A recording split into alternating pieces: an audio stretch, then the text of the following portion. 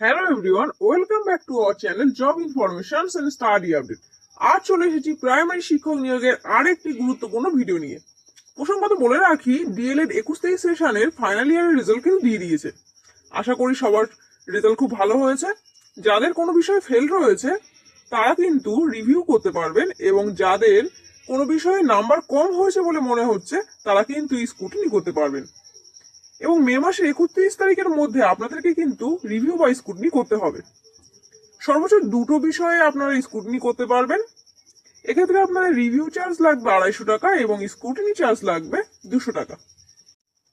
আমার আগের ভিডিওতে আপনাদেরকে বলেছিলাম যে ডিএলএড 21-23 সেশনের রেজাল্ট এই মাসের সেকেন্ড উইকের মধ্যে আসবে, এবং আপনারা জানেন যে আমার প্রতিটি ভিডিওতে আপনাদেরকে বারংবার বলেছিলাম যে ডিএলএড 20-22 সেশনের মতো সমস্যা ডিএলএড 21-23 সেশনের ক্ষেত্রে হবে না। বারবার আপনাদেরকে বলেছিলাম যে ডিএলএড 21-23 সেশন টেট 2022 ইন্টারভিউ কিন্তু দিতে পারবে, এবং আলটিমেটলি কিন্তু সেটাই হলো। ডিএলএড 21-23 সেশনের জন্য আর কোনো সমস্যা থাকলো না টেট 2022 ইন্টারভিউতে বসার ক্ষেত্রে। তো এবার আসা যাক আজকের প্রসঙ্গে। তার আগে প্রতিটি বারের মতো সকলের কাছে অনুরোধ করব যে যারা আমাদের চ্যানেলে নতুন আছে তারা অনুগ্রহ করে চ্যানেলটিকে সাবস্ক্রাইব করবেন এবং পাশে থাকা বেল আইকনটি অবশ্যই প্রেস করবেন এই ধরনের নতুন নতুন চাকরির গুরুত্বপূর্ণ আপডেট সবার আগে পাওয়ার জন্য। তো চলুন শুরু করা যাক আজকের ভিডিও। টেট পাস সকলের জন্য খুব ভালো খবর। পুজোর আগে বা নভেম্বর মাস নাগাদ নতুন নিয়োগের বিজ্ঞপ্তি আসতে চলেছে।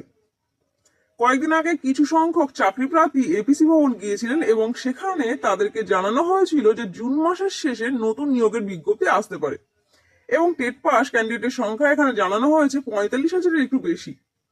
কিন্তু সুপ্রিম কোর্টের ডিএলএড 20-22 সেশনের যে শুনানিটা হয়েছিল শেষ দিন, সেই শুনানিতে কিন্তু আগামী শুনানির ডেট দেওয়া হয়েছে 23শে জুলাই।